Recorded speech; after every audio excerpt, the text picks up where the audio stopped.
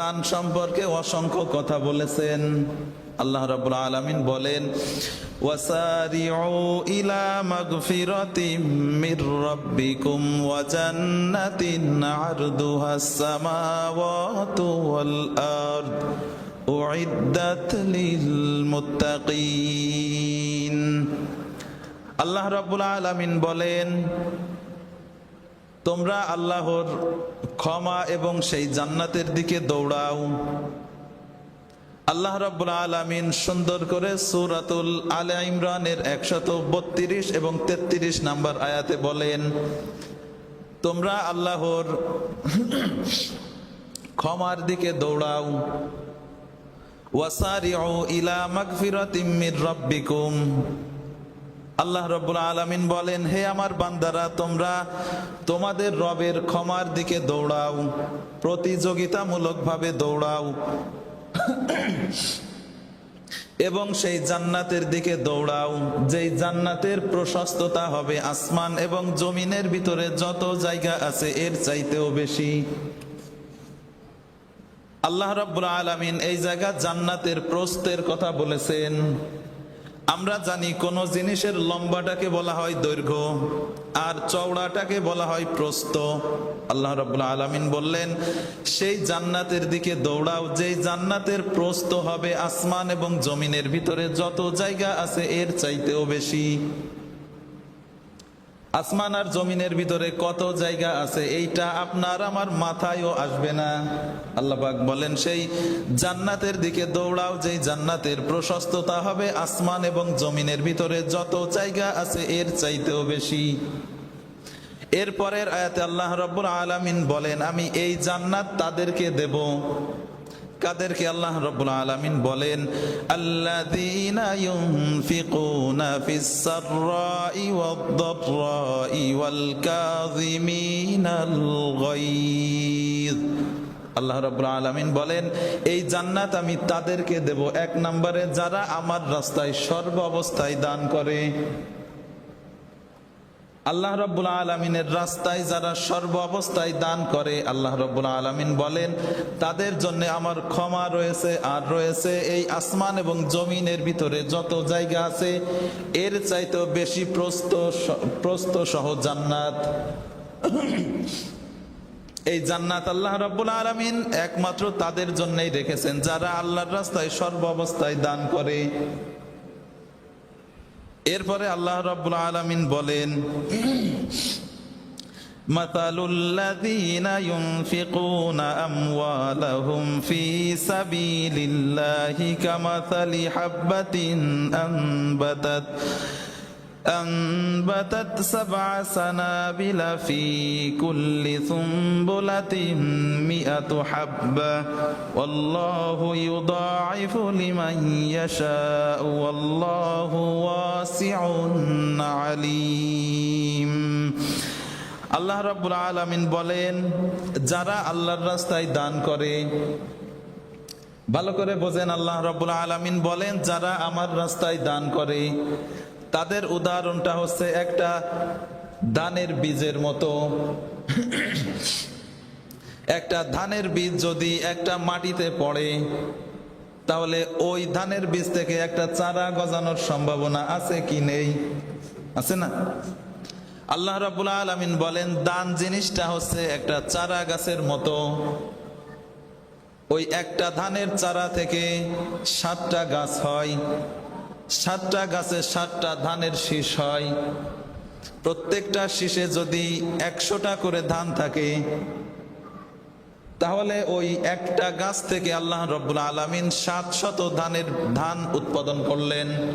আল্লাহ রাব্বুল আলামিন বলেন, যে ব্যক্তি আমার রাস্তায় 1টা টাকা দান করবে, আল্লাহ রাব্বুল আলামিন বলেন যে ব্যক্তি আমার রাস্তায় 1টা টাকা দান করবে, আল্লাহ রাব্বুল আলামিন যেমন একটা বীজ থেকে 700 পর্যন্ত ধান উৎপাদন করেন, আল্লাহ পাক বলতেছেন যে ব্যক্তি আমার রাস্তায় 1টা টাকা দান করবে আমি তাকে ওইরকম 700 গুণ সওয়াব বৃদ্ধি করে দেব।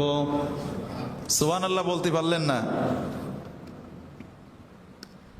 এরপরে আল্লাহ রাব্বুল আলামিন বলেন, الذين ينفقون أموالهم في سبيل الله ثم لا يتبعون ما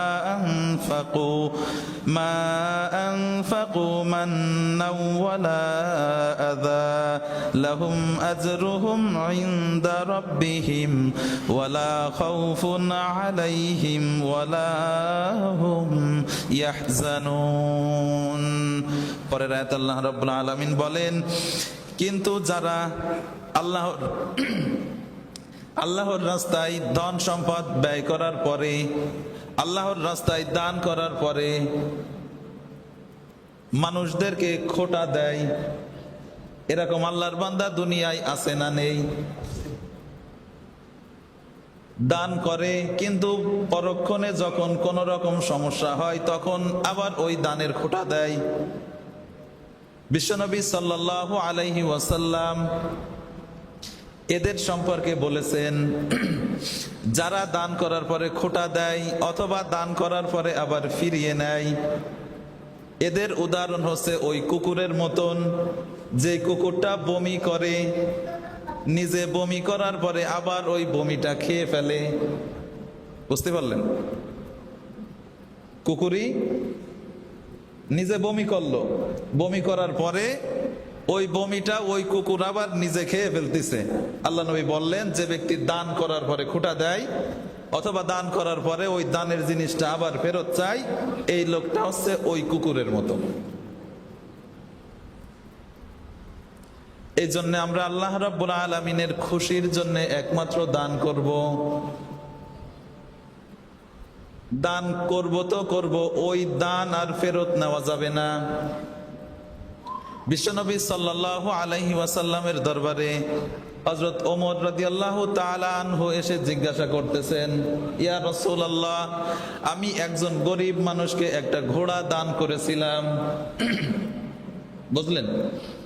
হযরত ওমর রাদিয়াল্লাহু তাআলা আনহু বলেন, ইয়া রাসূলুল্লাহ, আমি একজন অসহায় ব্যক্তিকে একটা ঘোড়া দান করেছিলাম, কিন্তু ওই লোকটা ঘোড়াটার যত্ন নেয় না।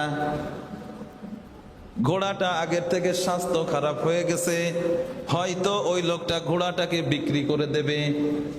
বিশ্বনবী সাল্লাল্লাহু আলাইহি ওয়াসাল্লাম বললেন, হে ওমর, ওই ঘোড়াটা যদি তোমাকে 1 দিরহামেও বিক্রি করে তারপরেও তুমি ওই ঘোড়াটা নেবে না। ওই ঘোড়াটা তুমি 1 দিরহামের বিনিময়ে হলেও ওইটা কিনবা না। কারণ যে ব্যক্তি দান করার পরে সম্পদটাকে আবার ফিরিয়ে নিয়ে আসে, সেই ব্যক্তি হচ্ছে ওই কুকুরের মতো, যে কুকুর নিজের বমি আবার নিজে খায়। যেটা আপনি দান করলেন ওই সম্পদটা আপনি কিনেও আর আনতে পারবেন না। বুঝতে পারলেন? আর আমরা এরকম আল্লাহর অনেক বান্দা আছে যারা দান করার পরে খোঁটা দেয়, দেয় না? আল্লাহ রাব্বুল আলামিন বলেন, যারা আমার রাস্তায় দান করে আর দান করার পরে কোন রকম গর্ব অহংকার করে না, দানটা ফেরত চায় না, দানের ব্যাপারে খোঁটা দেয় না, আল্লাহ রাব্বুল আলামিন বলেন, ওয়ালা খাউফুন আলাইহিম ওয়ালা হুম ইয়াহজানুন। আল্লাহ রাব্বুল আলামিন বলেন, এদের কোনো ভয় থাকবে না আর এরা দুশ্চিন্তাও করবে না। অন্য আয়াতে আল্লাহ রাব্বুল আলামিন বলেন, ইন্নাল মুসাদ্দিকিনা ওয়াল মুসাদ্দিকাতি ওয়া আকরাদুল্লাহা করদান হাসানা ইউদাআফ লাহুম ওয়া লাহুম আজরুন কারীম। আল্লাহ রাব্বুল আলামিন বলেন, নিশ্চয় যারা দান করে, এই দানশীল পুরুষ হোক আর নারী হোক, এবং যারা আল্লাহর খুশির জন্য উত্তম ঋণ দান করে, কর্জে হাসানা যেটাকে বলে, যারা মানুষকে দান করে, যে সমস্ত পুরুষ এবং মহিলারা এবং আল্লাহর খুশির জন্য মানুষকে ঋণ দেয়, আল্লাহ রাব্বুল আলামিন বলেন, আল্লাহ রাব্বুল আলামিন তাদের ওই সম্পদকে বহুগুণে বৃদ্ধি করে দেন। দান করলে সম্পদ বাড়ে, আর তাদের জন্য রয়েছে সম্মানজনক পুরস্কার। আল্লাহ রাব্বুল আলামিন এই জায়গায় বলতেছেন দান করার কথা। আমরা তো দান তো করি না। এরপরে আল্লাহ রাব্বুল আলামিন বলছেন কর্জে হাসানার কথা। কর্জে হাসানা হচ্ছে আপনি কাউকে তার প্রয়োজন মেটানোর জন্য 2000 5000 টাকা দিয়ে তাকে সাহায্য করলেন, সেই লোকটা আবার তার সুযোগ সুবিধা মতো আপনাকে টাকাটা ফেরত দিয়ে দেবে, এইটাকে বলে কর্জে হাসানা। আমরা দান তো দূরের কথা, কর্জে হাসানাও আমরা দিতে রাজি না। বরঞ্চ আপনার চরম বিপদের সময় আপনি যদি কারোর কাছে গিয়ে 2000 5000 টাকা চান, আপনাকে কোনো অবস্থায় দেবে না। কিন্তু যদি বলেন যে আমি 2000 টাকা নিচ্ছি, এর সাথে আমি তোমারে লাভ দিব, তখন দেখবেন টাকা বের করে দেয়। এইটা হচ্ছে টাটকা সুদ। সুদের শাস্তি কি? সুদের 1 নাম্বার শাস্তি হচ্ছে আল্লাহ এবং তার রাসূলের বিরুদ্ধে সরাসরি যুদ্ধ করা। সুদের 1 নাম্বার শাস্তি কি? আল্লাহ এবং তার রাসূলের বিরুদ্ধে সরাসরি যুদ্ধে নামা। এটা আপনি কি ভাবেন? আল্লাহ এবং তার রাসূলের সাথে যুদ্ধ করা। আপনি মনে করতেছেন যে আমি এই একটু ইন্টারেস্ট খাচ্ছি, এটা আর কি? আল্লাহ পাক বলতেছেন এই ইন্টারেস্ট খাওয়ার 1 নাম্বার গুনাহ হচ্ছে আল্লাহ এবং তার রাসূলের বিরুদ্ধে সরাসরি অবস্থান নেওয়া। আল্লাহ এবং তার রাসূলের বিরুদ্ধে সরাসরি যে কয়জন অবস্থান নিছে তার ভিতরে অন্যতম হচ্ছে নমরুদ, ফেরাউন। তাহলে আপনি এদের পর্যায়ে বুঝতে পারতেছেন, নমরুদ ফেরাউন এরা যদি জাহান্নামে যায়, আল্লাহ আপনারে জামাই আদর করে জান্নাত দেবে? দেবে? প্রশ্নই আসে না। আর এই সুদের সবচাইতে ছোট শাস্তিটা হচ্ছে নিজের মায়ের সাথে জেনা করা। সবচাইতে ছোট শাস্তি হচ্ছে নিজের মার সাথে জিনা করা। তাহলে 1 টাকা খাইলেও ওই মার সাথে জিনা হচ্ছে, আর 1000 টাকা তাও ওই মার সাথে জিনা হচ্ছে। তাহলে আপনি একটু হিসাব করেন যে মার সাথে কতবার জিনা করলেন আপনি। আল্লাহ গজব থেকে আমাদেরকে হেফাজত করুন। আপনি যদি না পারেন কর্জে হাসানা দিতে, দরকার নেই, আপনার গুনাহ হবে না, কিন্তু আপনি সুদ খাইয়েন না। আমাদের এই সমাজটা সুদে ছেয়ে গেছে না? মানুষ ইচ্ছাইতে সুদ করে বেশি।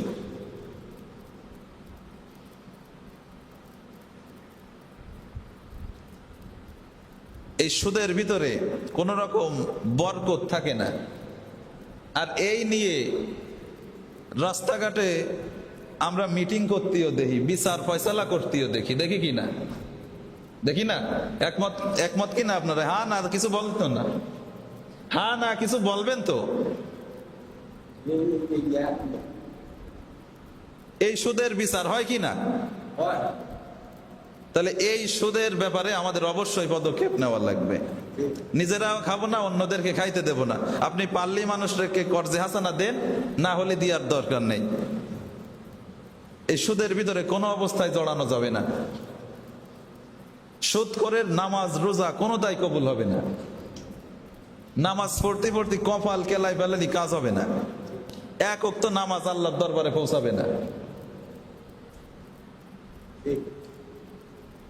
এজন্য আগে সুদ খাওয়া বাদ দেন, তারপরে নামাজ পড়তে আসেন। আমরা বেশিরভাগ দেখতেই পারি এরকম যে যেগুলো সুদ খায় তার একটাও নামাজ পড়তে আসেও না। আল্লাহ মাফ করুন এই গজব থেকে আমাদেরকে। আল্লাহ রাব্বুল আলামিন বলেন, যারা আল্লাহর রাস্তায় দান করে আল্লাহ রাব্বুল আলামিন তাদের সম্পদ বৃদ্ধি করে দেবেন। আল্লাহ রাব্বুল আলামিন বলেন, যারা আমার রাস্তায় দান করে আমি তাদেরকে সম্পদগুলো বৃদ্ধি করে দেব। এরপর আল্লাহ রাব্বুল আলামিন বলেন, লান তানালুল বিররা হাত্তা তুনফিকু মিম্মা তুহিব্বুন। আল্লাহ রাব্বুল আলামিন বলেন, তোমরা আল্লাহর রাস্তায় দান করো সর্বোত্তম বস্তুটা। আল্লাহর রাস্তায় দান করতে হবে সর্ব উত্তম বস্তুটা। কিন্তু আমরা কি করি? সবচাইতে খারাপ যেটা ওইটা দান করি। মসজিদে মাদ্রাসায় দান করতে হবে ভালো ধানগুলো আমি মাড়াই করার পরে ঘরে নিয়ে উঠাই, আর সিটে সহজে ধানগুলো আছে ওইগুলো মাদ্রাসায় দিই। এরকম করি কি না? বিশ্বনবীর মেয়ে ফাতেমা রাদিয়াল্লাহু তাআলা আনহা,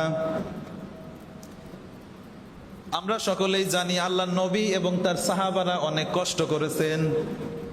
আল্লাহর নবী যদি ইচ্ছা করতেন তাহলে উহুদ পাহাড়টা তার জন্য সোনায় পরিণত হয়ে যেত, কিন্তু বিশ্বনবী সাল্লাল্লাহু আলাইহি ওয়াসাল্লাম আমাদেরকে বোঝানোর জন্যে, আমরা যেন কষ্টে পড়ে না বলি যে আল্লাহ আমার মতো কষ্টে মনে হয় কেউ নেই, আমরা এই জায়গায় যারা আছি 3 দিন 5 দিন না খাওয়া এরকম কেউ নেই, যতই আপনি অভাবী হন 2 দিন আপনি না খাওয়া না, কিন্তু বিশ্বনবী সাল্লাল্লাহু আলাইহি ওয়াসাল্লাম এমন সময় গেছে তিনি 4 দিন 5 দিন না খাওয়া। বিশ্বনবীর মেয়ে ফাতেমা, তিনি জীবনে নতুন কাপড় পরতে পারেননি। একবার তিনি নতুন একটা কাপড় বানিয়েছেন ঈদের সময়। একজন ভিক্ষুক এসে বলল, হে ফাতেমা, আমার তো গায়ে দেওয়ার মতো কাপড় নেই, তুমি যদি আমাকে একটা কাপড় দিতে তাহলে আমার শরীরটা আমি ঢেকে রাখতে পারতাম। ফাতেমা রাদিয়াল্লাহু তাআলা আনহা, তিনি ওনার ব্যবহৃত একটা কাপড় ওই মহিলাকে দিবেন, হঠাৎ ওনার এই আয়াত মনে পড়লো। আল্লাহ রাব্বুল আলামিন বলেছেন, লান তানালুল বিররা হাত্তা তুনফিকু মিম্মা তুহিব্বুন। আল্লাহ পাক বলেন, তোমার পছন্দের জিনিস যেটা ওইটা তুমি আল্লাহর রাস্তায় দান করো। ফাতেমা ওই মুহূর্তেই চিন্তা করলেন যে আমার সবচেয়ে পছন্দের জামা হচ্ছে আমার ওই নতুন জামাটা। উনি ওই নতুন জামাটা ওই ভিক্ষুককে দিয়ে দিলেন। জীবনে কোনোদিন তিনি নতুন জামা গায়ে দেননি। আমরা কি করি? নতুনটা তো দূরের কথা, পুরনোটাও মানুষকে দেই না, তাই কি না? আপনি পুরনো কাপড়টাও মানুষকে দিতে পারেন না। প্রত্যেকটা মানুষের ঘরের ভিতরে শোকেস, আলমারির ভিতরে এমনও আছে 10 খান 20 খান শাড়ি রাখা আছে, ওই একটাও পরে না, কিন্তু কাউকে দেয়ও না। এরম আল্লাহর ওলি আছে না? কাপড় চোপড়ের গাদা, এরপরেও মানুষরে একটা দুইটা দিতে চায় না। আর ফাতেমা, যিনি আপনার আমার এই মহিলাদের সর্দারিনী হবেন জান্নাতে, তিনি জীবনে নতুন জামা গায়ে দিতে পারেননি, আর আপনার শোকেস ভরা শাড়ি আপনি মানুষরে একটা দিতে পারেন না। কিয়ামতের দিন জবাব দিতে পারবেন? ফাতেমা যদি বলে যে তুমি তো জান্নাতে যাবা, জীবনেতে একটা শাড়ি সরিনি তোমার কাছ থেকে, আর আমি জীবনে নতুন জামা গায়ে দিইনি, কিছু উত্তর দিতে পারবেন আপনি? এই জন্যে মানুষকে দান করতে হবে। এই দানের কারণে হযরতে ইব্রাহিম আলাইহিস সালামকে আল্লাহ রাব্বুল আলামিন তার বন্ধু হিসেবে গ্রহণ করেছিলেন। জানেন এই ঘটনা? হযরতে জিবরাইল আলাইহিস সালাম, তিনি হযরতে ইব্রাহিম আলাইহিস সালামের কাছে আসলেন। আসার পরে বললেন, হে আল্লাহর নবী ইব্রাহিম, আল্লাহ রাব্বুল আলামিন এই দুনিয়াতে তার এক বান্দাকে তার বন্ধু হিসেবে গ্রহণ করেছেন। ভালো করে বোঝেন, গম আসতেছে নাই? গম ভরলি কাজ হবে না আজকে। হযরতে জিবরাইল আলাইহিস সালাম, তিনি ইব্রাহিম আলাইহিস সালামকে বলতেছেন, হে আল্লাহর নবী ইব্রাহিম, আল্লাহ রাব্বুল আলামিন এই পৃথিবীর একজনকে তার বন্ধু হিসেবে গ্রহণ করেছেন। হযরতে ইব্রাহিম আলাইহিস সালাম বললেন, ভাই জিবরাইল, তুমি আমাকে ওই ব্যক্তির নাম বলো, আমি ওই ব্যক্তিকে নিজের কাছে এনে অথবা তার কাছে গিয়ে আমি তাকে প্রতিবেশী বানাবো। ইব্রাহিম আলাইহিস সালাম বললেন, ভাই জিবরাইল, আমি ওই লোকটির প্রতিবেশী হতে চাই। হযরতে জিবরাইল আলাইহিস সালাম বললেন, হে আল্লাহর নবী ইব্রাহিম, আপনি কি জানতে চান ওই লোকটিকে? ইব্রাহিম আলাইহিস সালাম বললেন, অবশ্যই আমি জানতে চাই ওই লোকটিকে যাকে আল্লাহ রাব্বুল আলামিন নিজের বন্ধু, নিজের খলিল হিসেবে গ্রহণ করেছেন। হযরতে জিবরাইল আলাইহিস সালাম বললেন, ইব্রাহিম, আপনি তাহলে শুনুন, ওই লোকটি আর কেউ না, ওই লোকটি স্বয়ং আপনি, যাকে আল্লাহ রাব্বুল আলামিন নিজের বন্ধু হিসেবে গ্রহণ করেছেন। হযরতে ইব্রাহিম আলাইহিস সালাম তিনি একটু কৌতূহলী হয়ে জিজ্ঞাসা করলেন, হে জিব্রাইল, আল্লাহ রাব্বুল আলামিন আমাকে বন্ধু হিসেবে গ্রহণ করেছেন, তার কারণটা কি?